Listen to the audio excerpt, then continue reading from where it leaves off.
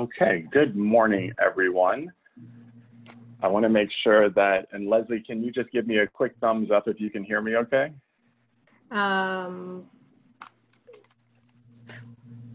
Perfect. All righty, awesome.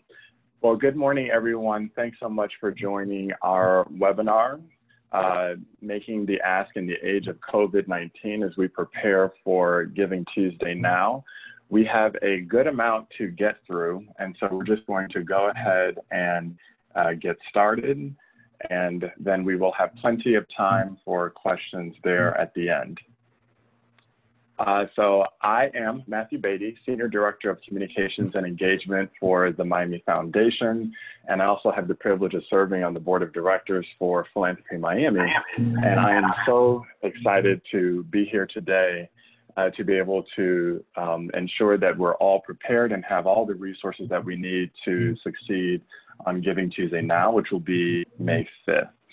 Philanthropy Miami provides these resources, this April Innovator Series, to help residents, organizations, donors, and nonprofits ensure that they can get all the resources and help that they need to provide a social impact in Greater Miami. So all of that information and all of the sessions that are in their April Innovator Series are available at philanthropymiami.org. So today we're going to talk about how to leverage Giving Tuesday Now for fundraising and also for gaining broader support for your organization's efforts. And Leslie, if you would put your phone on mute, that would be great. Excellent, thank you. Okay. So a bit of a roadmap for our session. First, we're going to start by understanding this changed giving environment. Obviously, there's been a lot of disruption in the last number of weeks, and so how we solicit and recruit donors has changed a bit. So we'll go through and analyze this new environment. We'll also talk about how to build the campaign and set the overall strategy. We'll go through some tried and true tactics that have been successful for Give MiamiDade nonprofits. And then we'll go through kind of how to adapt those tactics in light of what is happening with the COVID-19 pandemic and understand what's working now. And then at the end, as I mentioned before, we'll have plenty of time for questions. Just a bit of housekeeping. You can submit questions in the comments. So there are, just put it into the group chat and I'll be able to see those there at the end of the presentation, and I'll be able to hit as many of them as I can. And then we are recording this webinar and it will be emailed out. So don't worry about taking notes, and anyone who was not able to join, because I know we were at capacity, we'll be able to get them the webinar as a recording afterward. So about this new environment that we are in, see if I can get this to move, and it is not.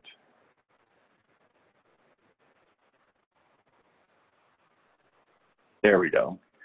So about this giving environment that we're in. So the US has had about $5.1 billion in charitable giving just over the last month and a half alone.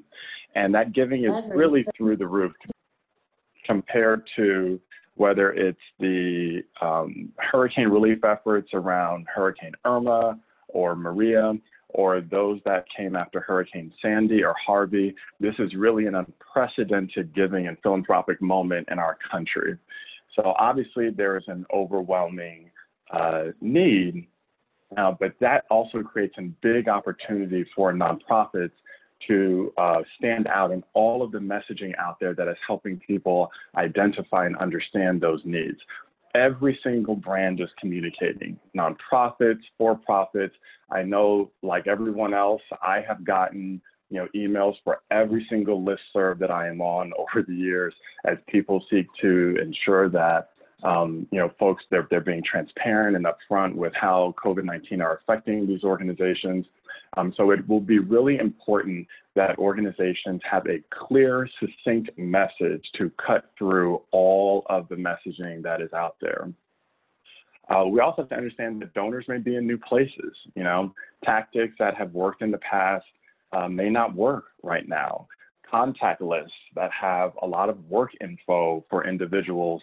That work info may no longer reach that potential donor or individual because they may not be at work, or they may be, taking time off, or they may not have even, they may be working at another job right now in the meantime during the shutdown. And so we really just have to be mindful that donors are moving. The situation is very dynamic. And so again, it will be important to really stand out and understand where those donors are.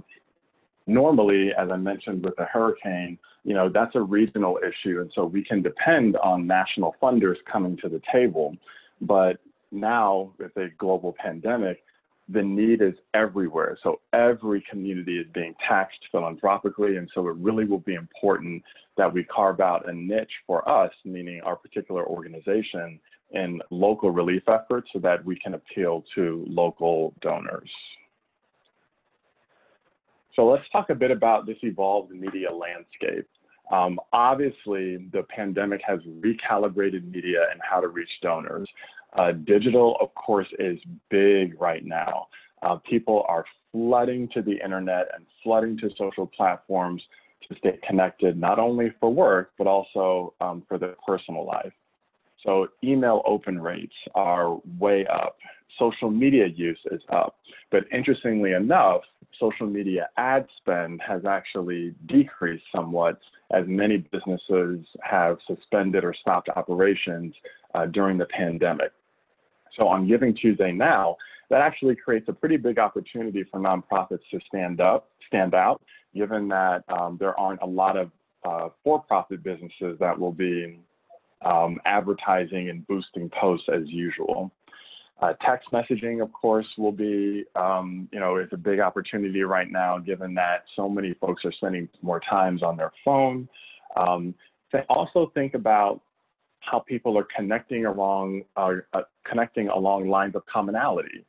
If there are Facebook groups where mothers are connecting as they're all trying to work from home, or fathers are connecting as they're, trying to do the same, those are opportunities for nonprofit organizations that appeal to that kind of donor base to insert their message there.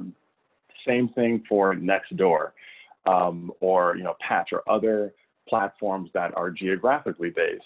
Nextdoor, for those unfamiliar, is kind of like a social platform based on the neighborhood that you live in. So neighbors now are sharing resources and talking about what restaurants are open, in a particular neighborhood, or what are the best times to go to the local grocery store.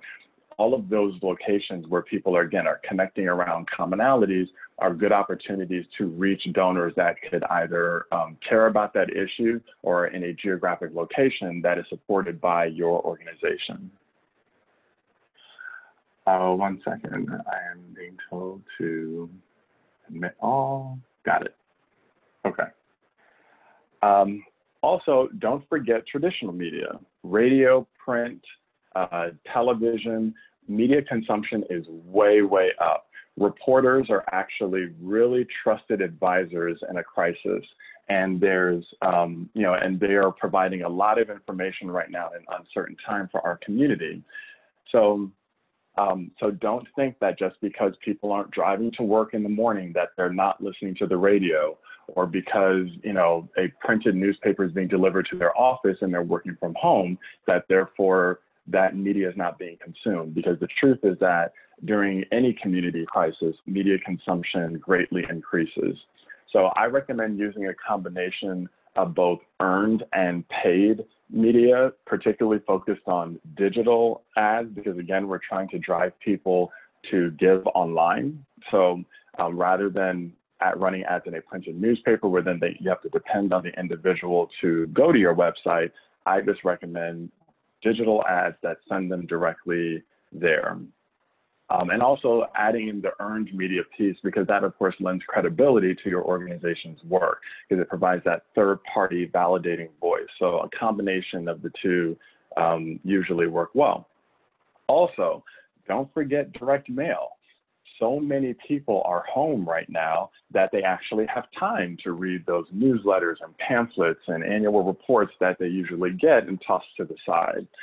So you will, I was actually on a call last week with community foundations around the state of Florida, and a community foundation in Northern Florida sent out a printed newsletter, which they do, I think, on a quarterly basis. And they said that they got more response to that printed newsletter than they ever have in the past. And that's, again, because people are actually home to read and consume this content right now. So don't think that direct mail is outdated. Actually, now is a really good opportunity to utilize that tactic. Some items you may want to rethink, of course, outdoor advertising. Folks are sheltering in place at home, so there's just not many people out and about in our community. And then in-person events, which can be just tough right now. And I know some organizations have tried it. Over the weekend, Feeding South Florida, in conjunction with a bunch of other organizations, had the concert with David Guetta at the Icon on Brickell. Great initiative. They raised a ton of money, I think over $700,000, which was wonderful. But they also had to have the police come and break up groups that weren't honoring the social distancing guidelines, as they had kind of gathered on the shores of Miami River and on the bay to kind of view and enjoy the concert. So even with the best intentions, in-person events, it's just hard right now. So I would just rethink whether or not that strategy makes sense. Okay, so now that we understand the media landscape, let's talk about developing your Giving Tuesday Now strategy. Bear with me while I try to advance. There we go. So start with understanding your organization's role in the response. I'm a firm believer that good public relations and communications is not spin. It is doing good work and then telling that story. So the big question here is, how can your organization be a resource to residents at this time? What need are you as an organization well positioned to meet that other organizations are not? And that's important to understand the answer to that question, because donors are giving to really specific needs right now. There's restaurant employee relief funds. There's funds that are supporting feeding families and food insecurities in particular neighborhoods. There's funds that are supporting artists and arts organizations. The giving right now is very splintered and very specific in areas that donors care about. And so you want to make sure that you have a really clear, succinct handle on what it is that your organization is providing as a resource to the community during this time, because that's what you'll need to package and present to your potential donors. So find that specific need to stand out, and that is what will mobilize donors. You want to make sure that you're thinking of yourself as a resource, think of your organization as a resource. If you are a school, think about not just providing resources to help students learn at home, but also how can you help parents be better teachers for their kids at home, and not just your parents for your students at your school, but more broadly for parents who are dealing with that issue across the board in this community. So again, the more that you position yourself as a resource, the more that donors will understand why they should support you. And I'm not necessarily saying that you should add work or create a new program. I'm just saying adapt how you're delivering your services and beneficiaries, delivering your service for beneficiaries during this shutdown. And that will help you message giving, not just because your organization needs help, but encouraging people to give because we as an organization are helping people, and so please help us help them. Then you want to break down that need into specific dollar amounts.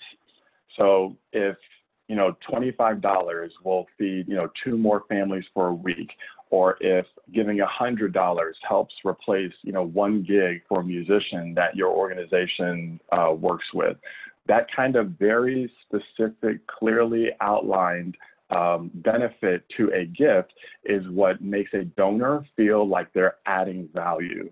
And you want to make sure that you're doing that at all levels, because even if a donor gives that 25 bucks, you want them to feel just as important as that donor that will give 25,000.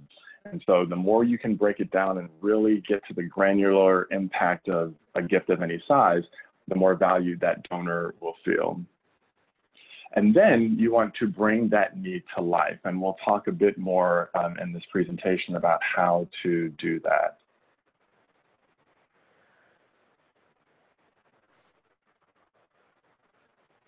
To advance.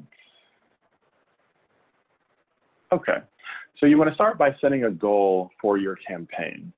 And a goal can be more than just a fundraising goal. It can be dollars raised, it could be the number of donors, it could be the number of volunteers who have signed up, or the number of volunteers that volunteer hours that folks have provided on Giving Tuesday Now. So think broadly about what you want to gain from your Giving Tuesday Now campaign beyond just the dollars. Now is also an important time for advocacy, because as nonprofit organizations and the sector steps up to ensure that all of the government relief flowing down from Washington and from the state eventually, supports nonprofits and the organizations and the work that we're doing. It's important that legislators hear from folks that benefit from nonprofits that work within the sector. So maybe the goal for Giving Tuesday Now is for there to be, so many tweets sent to a legislator about this particular issue. So advocacy could be a goal, but the point is that think beyond what the goal could be, more than just how much money the organization can raise. So think about it also as an engagement opportunity.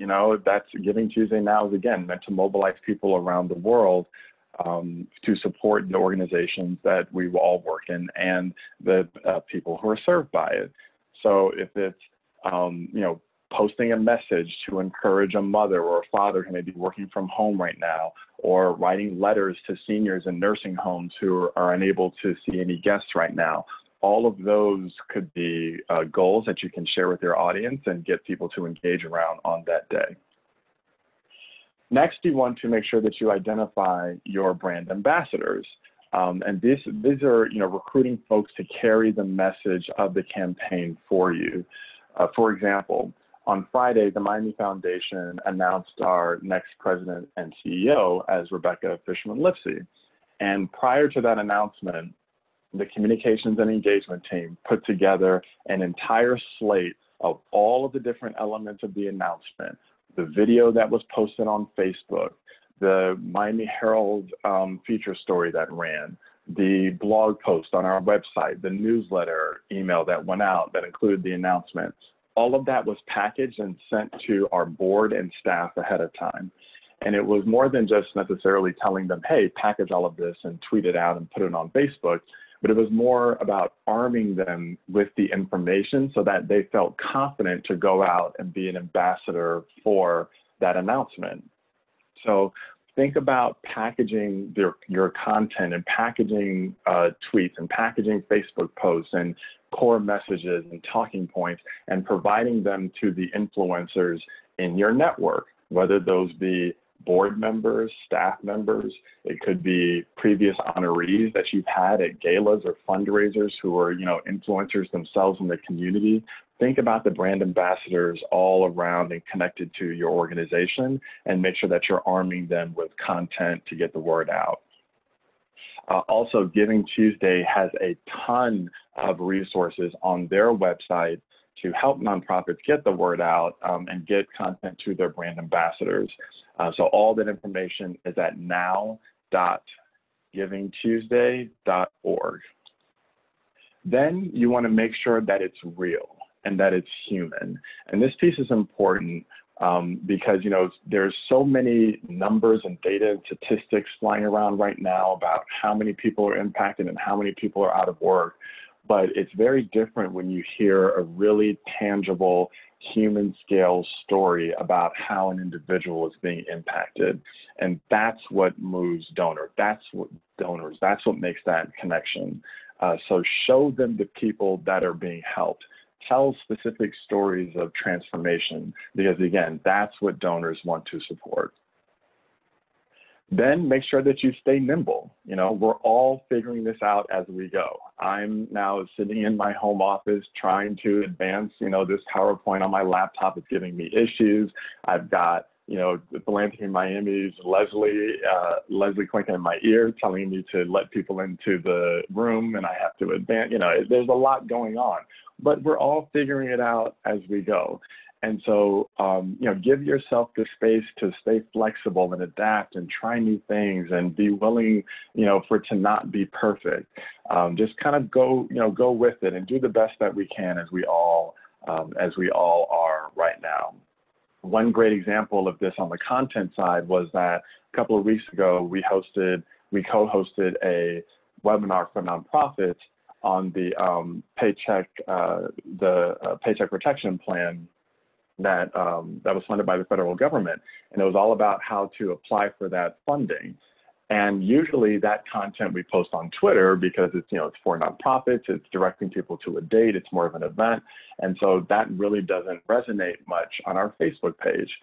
Because it was, you know, we had very short notice, we were trying to get the word out, we went ahead and posted it on Facebook, and the post went through the roof because people were just so hungry for that kind of content right now, and were looking for resources to help them apply for these PPP loans.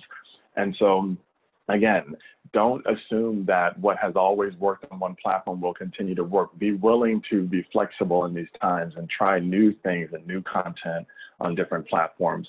And then follow the analytics. You know, that's what clued me in that people were hungry for that content on the PPP loan webinar on Facebook, because I checked the analytics.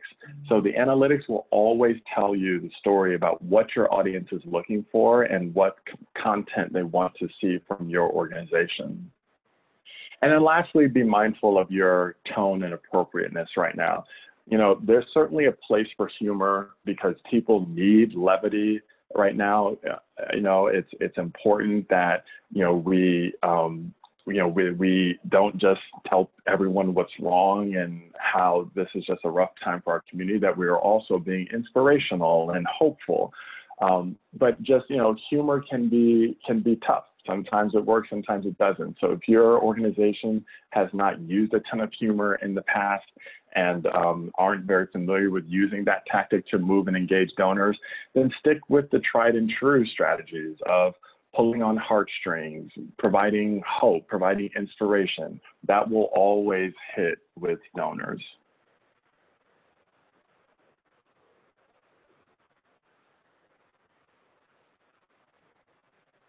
Okay. So here's some tried and true Give MiamiDade tactics that have shown to be very successful over the years. First, setting a public goal and sharing your progress. This is really important to creating a shared experience, which is exactly what people are craving right now.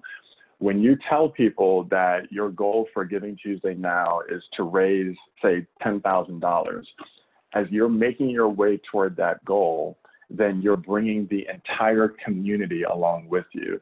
So people can see as you raise 1,000, 2,000, 3,000, 4,000. And the more that people see that ticker going up and they know that they're a part of that ticker going up by giving, then that's how they become invested in the campaign.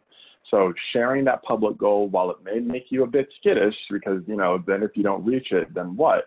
But it's a really easy way to rally donors behind a giving campaign.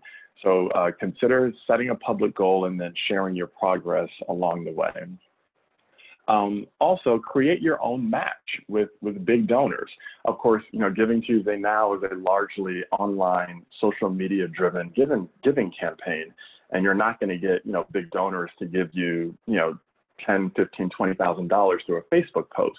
But if you have a donor who's giving at that level, maybe get a few of them together and create a match pool such that you can tell folks who are making those small donations of, $25, $50, that every donation up to $100 will be matched 100% by this incredibly generous group of donors. And that way, the excitement that we build on Give MiamiDade through the Miami Foundation's bonus pool, you can then build on your own, and you're also engaging donors at different levels. So consider approaching your big donors to create a big matching pool, and then use that to drive engagement for the smaller online gifts. Then you can create your own prizes. Of course, you have to be mindful of the fact that, gifts are 100% tax deductible, so you can't provide anything of value.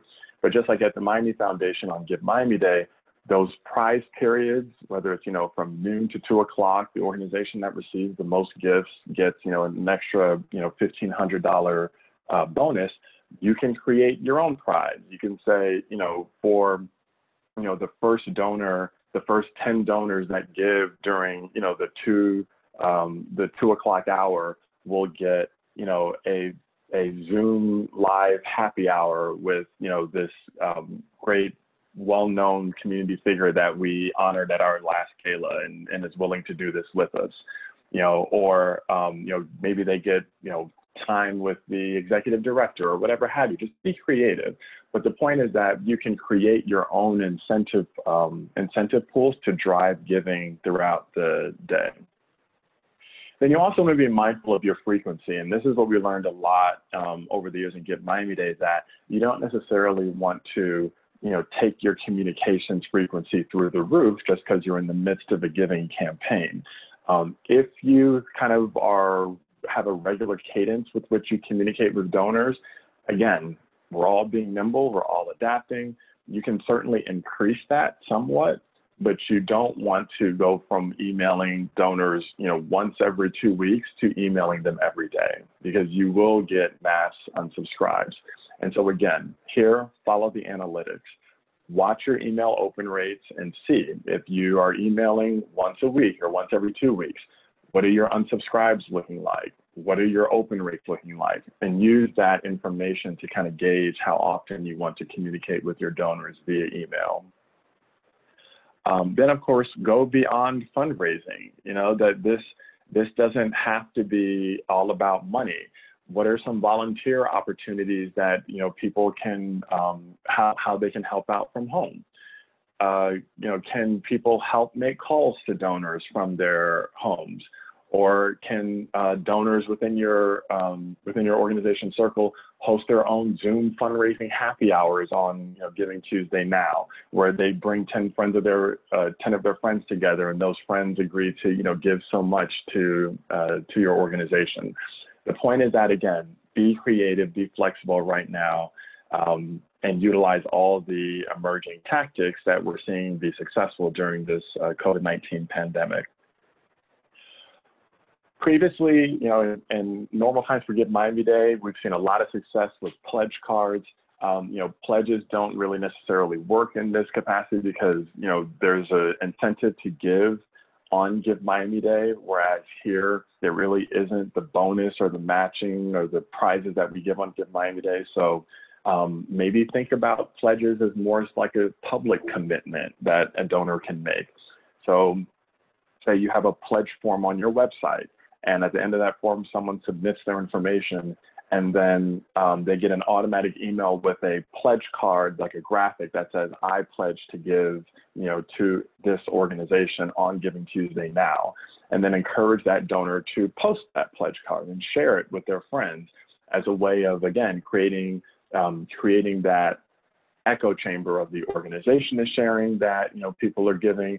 This individual is now encouraging their network to share that and encourage them to give. And so all of that, again, is what helps drive engagement around a campaign. And then lastly, you want to work with, other organizations that are benefiting your cause. So as the example I always give, a couple of years ago, a group of arts organizations came together to create the Miami Arts Brigade. And on Give MiamiDade, they all, banded together, and they shared listservs to reach different donor email lists. and co-promoted each other and ended up raising the second highest amount of money for any issue area on Give MiamiDade. And they did that by telling people to support the arts as a sector overall. So using that example, think about how you can partner with organizations that may be working on the same cause or a complementary element of your organization's cause. Like, for example, if you are an organization that supports dance, then if you can tell donors, if you care about dance and you want to ensure that kids can learn dance, then you give to this organization that works with children. If you want to ensure that professional dancers are supported during this time, then give to this organization. If you want to make sure that individual artists, also and musicians get their support and who are supporting these performances, then, give to this organization.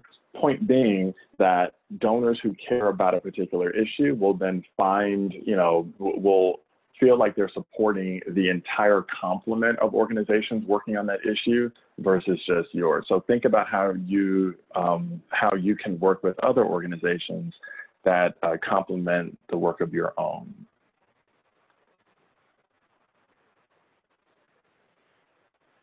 So a few ideas and tactics that I've seen that are working pretty successfully right now. So video.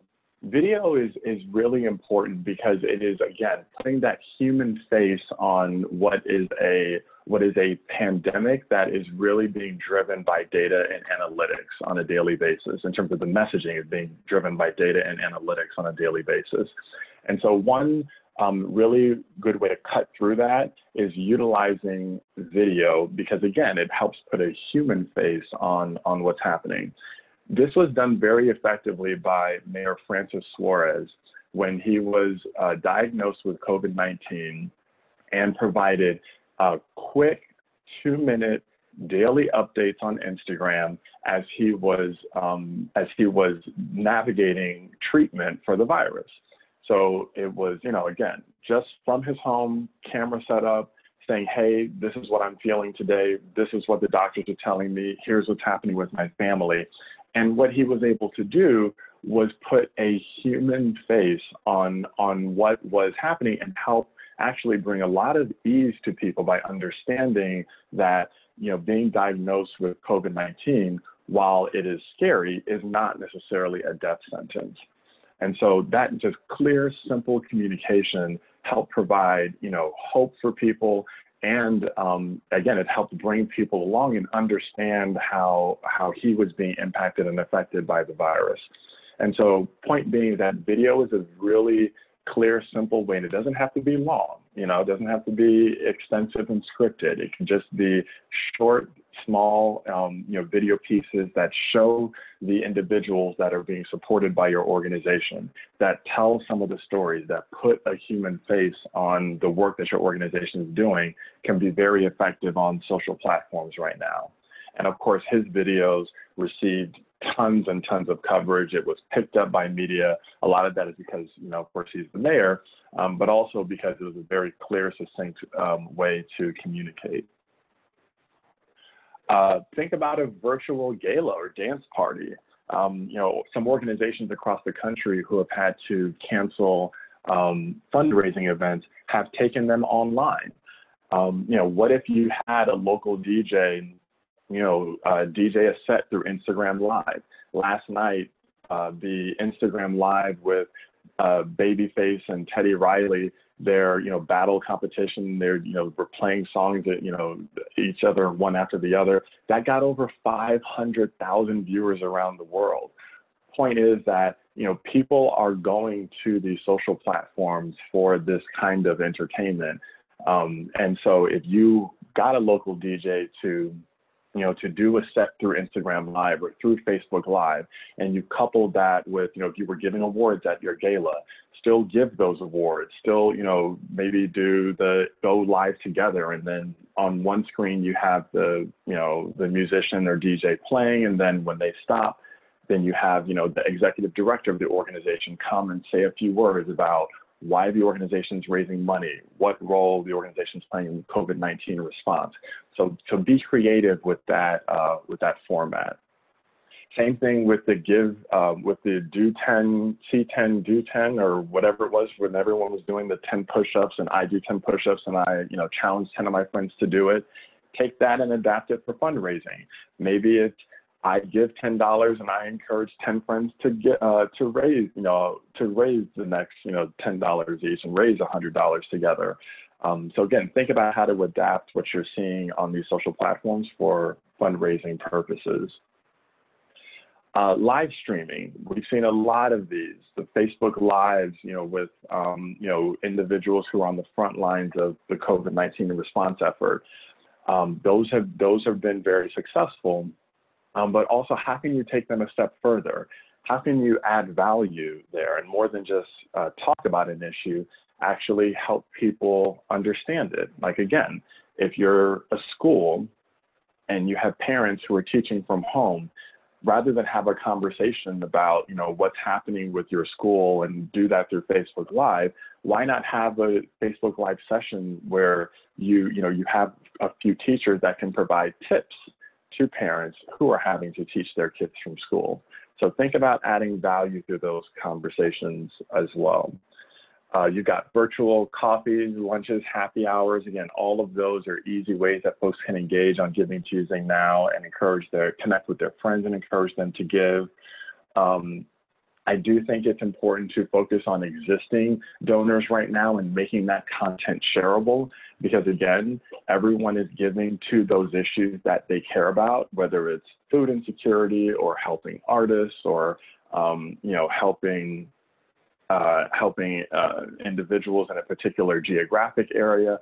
And so the more you can create content that is shareable by an existing donor, the more likely you are to reach the other potential donors in their circle that care about that same issue. So always making your content shareable and focus on existing donors and providing them the tools to get the word out. Always be focused on increasing the understanding of the human impact here. This is about people. Tell those stories. We need to see those faces. Don't just say that, oh, we're, working to eradicate hunger. No, find the family, ask them to share their narrative and their story with you, because that is the human impact here is what is going to move donors. And that also is what cuts through all the noise and misinformation that we're seeing out there right now. That can be, how many cases are being reported, and are the numbers accurate, and is the data accurate that we're seeing during the White House press briefings every day. There's so much information around data that is questionable right now, that the human stories cannot be questioned. And so really dig in and understand what is the human impact here and how can you then tell those stories. And then lastly, talk about endowment. It's really hard for organizations to make the case for a donor giving to an endowment, because most donors want to support a program. But this is a prime opportunity for donors to understand that in times like this, what helps organizations make it through this uncertainty is having the financial stability of an endowment. So think about how to message that to particularly your larger donors. And this may be the right opportunity to seed an endowment while people are thinking about the longevity and importance of organizations that serve our community.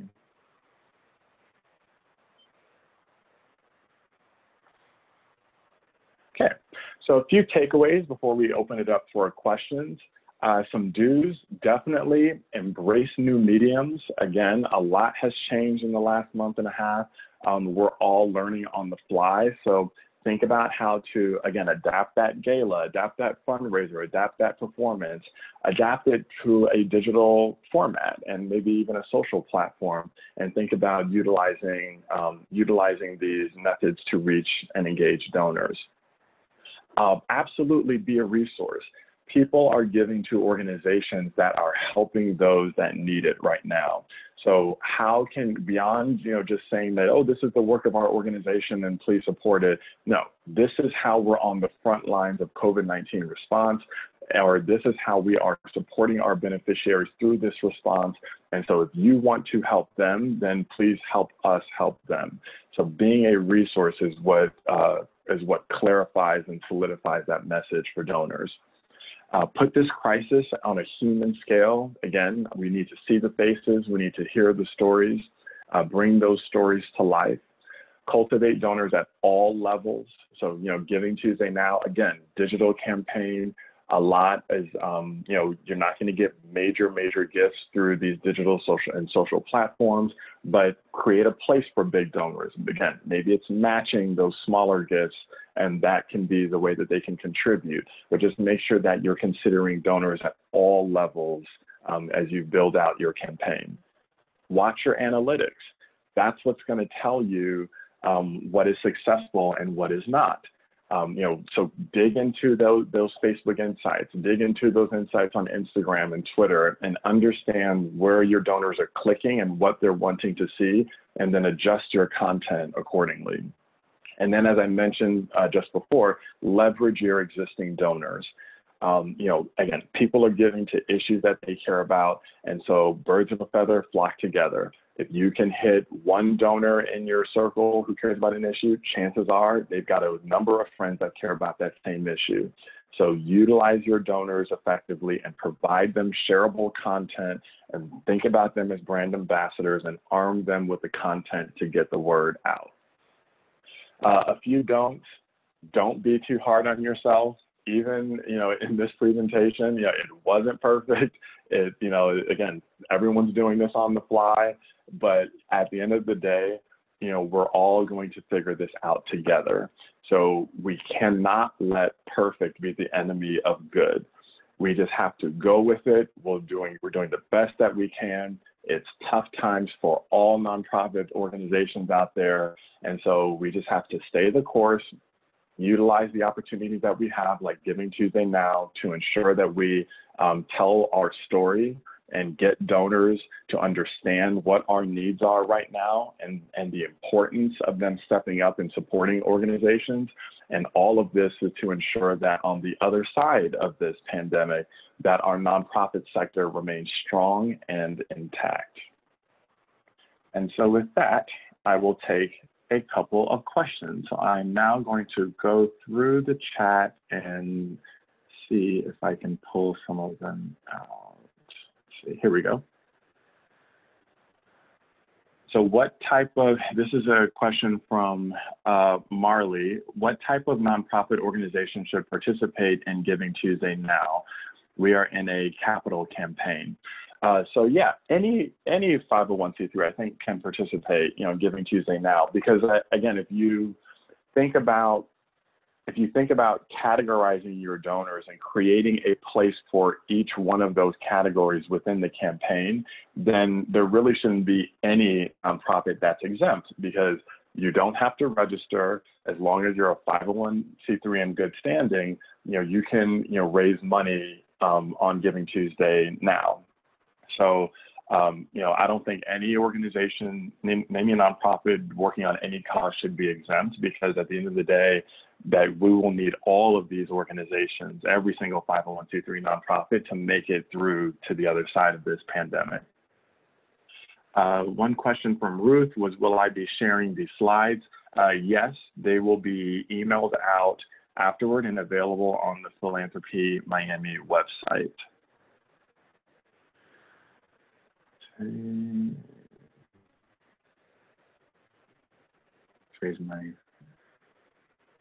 Okay, one question was, we would like to raise money for masks and gloves to be donated in South Florida. Do you know where there is a need? I think that the initials are CA. CA, if you see my email address right there on the screen, if you will email me that question, and then I will provide that to our programs team, who are in contact with several organizations and relief efforts around the county, and we'll make sure that we can connect this resource with some folks who are in need of masks. So thank you for sharing that. Okay, one comment from Ruth Ramirez. We're hosting a live story time this Thursday with David Lawrence on IG and sharing about the campaign. That's awesome. Perfect. Do we need to register? One question from S. Garcia. Do we need to register on the Giving Tuesday page to participate? No, you do not need to register on the page. But if you go to, again, the website is now.givingtuesday.org. There are a ton of resources on there for nonprofits that are mounting Giving Tuesday campaigns, including graphics and strategies and tactics. So I do recommend going to their website and looking around, so that way you can take advantage of all that they're providing to organizations. And looks like everyone else is just saying thanks. Oh, the website, say it again, it was now.givingtuesday.org. now.givingtuesday.org. And of course, if you just Google Giving Tuesday Now, you'll for sure see it. Okay.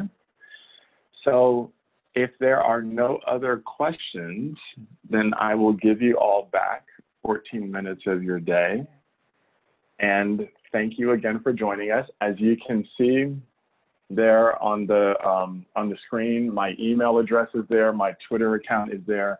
Please, if you have any additional questions, do not hesitate to reach out. Again, we have to lean on each other at this time. We have to share strategies because rising tides lift all boats. So I'm happy to help think through your Giving Tuesday Now campaigns. Again, just email me and we'll figure out some time this week and the next couple of weeks to connect. All righty. Thanks so much, everyone, and good luck out there. Stay healthy, stay safe. Thank you.